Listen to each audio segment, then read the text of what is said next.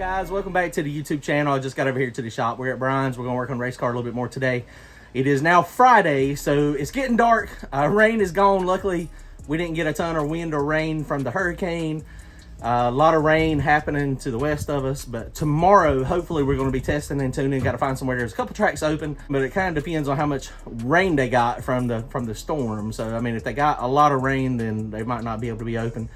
But we're going to be testing this weekend somewhere. Got a few things to do to the race car. We're going to finish up some of the stuff we were working on. Got another set of valve covers, so we're going to try to see if they'll fit. They got them from Speedway Motors. They're another set of fabricated valve covers, but they may or may not fit. I don't know. If they don't fit, then we'll be putting old Trusties back on, and we're getting this thing strapped down, ready to go to the track tomorrow. Comment, like, and subscribe. Go to turbojohnracing.com. Don't forget, Turbo John's Backwards Brawl is happening in Knoxville Dragway, November 26th. And I've got like 6 or 7 of my connecting rods available. If you got anybody that wants any parts and pieces off of the old motor, Turbo John aluminum rods, we got those available. Go to our website, check it out. Thanks, guys. All right, guys. So one of the things we gotta do, it looks like my trailer just exploded. The trailer is just in terrible shape. We're looking for parts and pieces the other day for somebody, and I couldn't find it. So what we got left to finish today is a couple things that we were going to finish last time. We didn't never get the back pressure sensor hooked up. All that is just literally hooking the sensor up with one connection. So that's important. We got to put the turbo blanket on. We do have to hook all the water system stuff back up, and we got to find a new home to mount the water tank. Since the fuel line's coming up across the back, it was kind of in the way, so we're going to have to find another home for that. So hopefully that won't be too bad. And then we got to mount the overflow. So something else I am going to do as well, I bought one of the things. I don't know if this is going to be a problem or not.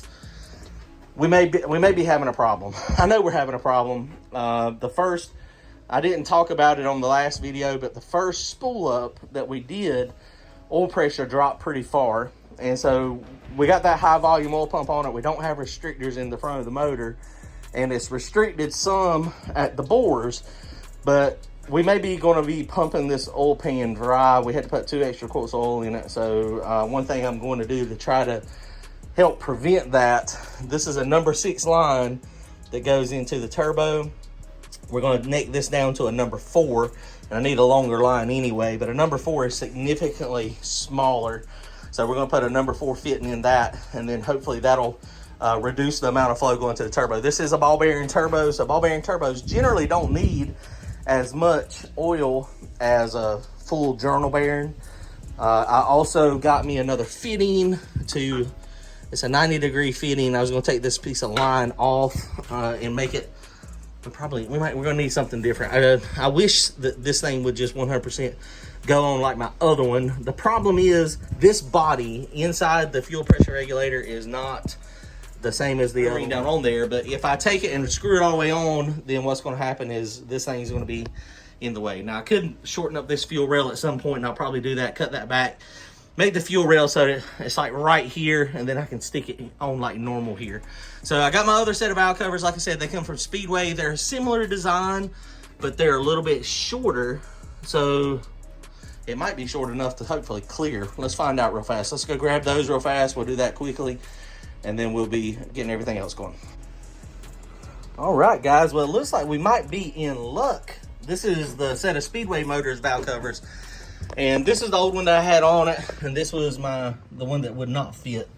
And see how this one is, it's not quite as tall, and this one kind of goes down a lot more. It's really tight right here, right there. It's up against it. So we may end up having, but my bolt holes are lining up pretty doggone good. Man, I think we're in good shape. I think this is going to work just fine. I know it's going to. Worst case scenario, this little spot right here, we might have to dent it in a little bit, or I can cut that piece out and give me a little bit more clearance there. Okay, well, it looks like these, yeah, man, these fit nice. Okay, so yeah, I think we got plenty of room there, plenty tall enough. Hopefully that's gonna give us exactly what we're needing. Probably, you know, once we cinch this thing down a little bit, it might even clearance that itself. Okay, so we got a weld bones on that, so we'll be doing that tonight. We'll snatch the other one off real fast, make sure it fits as well. The headers are very similar design, so it looks like it probably is going to be about the same, but we'll make sure before we start welding on it. It's one of those things we might have to modify them. May have to just run these old ones for the time being, but it looks like it is going to fit, so let's see. All right, guys, well, we're getting a little bit closer. Got the oil line changed out, so now we got our -4 oil line. So hopefully that'll help keep a little bit of oil for the motor, not quite as much for the turbo, since the turbo does not need it. Got the blanket on. Got the water line system stuff done. We did end up having to move the water tank, so I got to just mount this. It was over here, and the new crossover line in the back is in the way, so we want to basically just do the same thing, modify it and move it over here. Had to just switch those to the opposite sides, so we're good there. For the time being, I'm gonna just leave my fuel pressure regulator where it's at. We probably will end up doing some type of mount or something for it for right now. I just don't know that I have enough room over there to do it like I was thinking about, the way I initially thought about doing it. So we're gonna have to do that for another day. This is the way I run it the other week with Randy, so it's fine. Now, I did have somebody ask me the other day, was my fuel pressure regulator accurate? Did I run that high of a base fuel pressure? And we do. We run 85 pounds of base fuel pressure. The more fuel pressure you run, the more base fuel pressure you have, the better the fuel atomizes, the better it injects, the better the spray pattern is. These Precision 550 injectors, they really don't have a great spray pattern just because they're big nozzles. So it was one of the first, big injectors out there. The billet atomizers now have a lot better atomization, so we need all the fuel pressure we can get. The other thing, the more fuel pressure you run, as long as you got a fuel pump that's capable of doing it, the more fuel pressure you run, the more those injectors flow. So generally, when you're rating fuel pressure regulators, when you have like I think it's 225, they rate the 225 and below injectors at 43 pounds of base fuel pressure.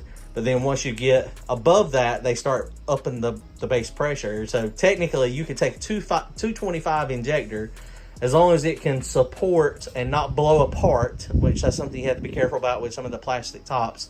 Some of the normal injectors that are, plastic, not screw on, they're not rated for that much fuel pressure. They can't stand it. But what'll happen is you take that 225 injector and you put it, instead of at 43 pounds of fuel pressure, you jack the fuel pressure up, and now you've got 85 pounds of base fuel pressure. So now the injector is like a 300 or 325 or 275. You'd have to do the math. There's some calculators out there that show you. But basically, that's one way you can get more flow out of the injector, if the injector can stand it, if it can do it. So not everything can do that. But yeah, so the actual fuel pressure regulator, the fuel pressure base is 85 with no vacuum line on it. And then when you hook the vacuum line up, when it goes into engine vacuum, when the motor's running, because that line is below the throttle blades, it's seeing vacuum, it'll actually lessen it a little bit. It'll go down to 82, 83 pounds generally is what it does. When you get boost, it should rise 1-to-1 theoretically, but sometimes it rises a little bit more than that.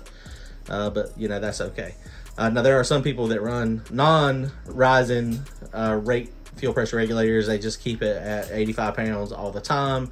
As long as boost is, below 85 pounds, then, it works fine.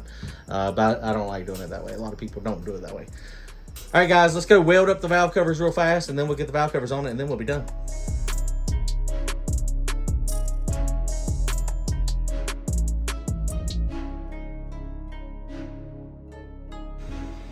All right, guys, well, we got our bones welded on, and we modified our pans here. I don't know how people or machines weld that good. These valve covers were just, like nothing. They were like $10. I don't know, never mind. This one over here turned out a little bit better, but it's still bubble gummed up. I took the piece I cut out, reversed it, flattened it out, and got us nice stand. Got us a good spot now, so we should clear. So let's go stick them on real fast and see how it works out. All right, guys, well, they look like they do fit. We got plenty of room, so that is a good thing. It worked out like a champ. I had hoped that's what we were going to get. I have not spun it over, but the way the rock arms, as far as they are from the side, we for sure don't have a problem with that. We do have one problem. I got these thick reusable gaskets. These things are awesome. They never hardly leak at all. They're like 50 or 60 bucks, but they last for a very, very long time. I don't remember the year model, but man, they are awesome. So if you want a leak-free reusable valve cover gasket, that's the winner. The only problem we kind of have is the bolts are too short to get through there. The ones I had in the other ones, see, these were longer, so these I'm gonna have to go get some new bolts. So these are 3/4 inch. I need probably about an inch. Those are 1.25 inches, so they're a tad too long. But overall, guys, this thing's gonna work. We got new valve covers on it. Very, very happy. Hopefully we'll be racing tomorrow, testing, tuning. We got to choose between Harrell's and Rockingham. They're both having some test and tune action. The only problem, Harrell's gets kind of wet.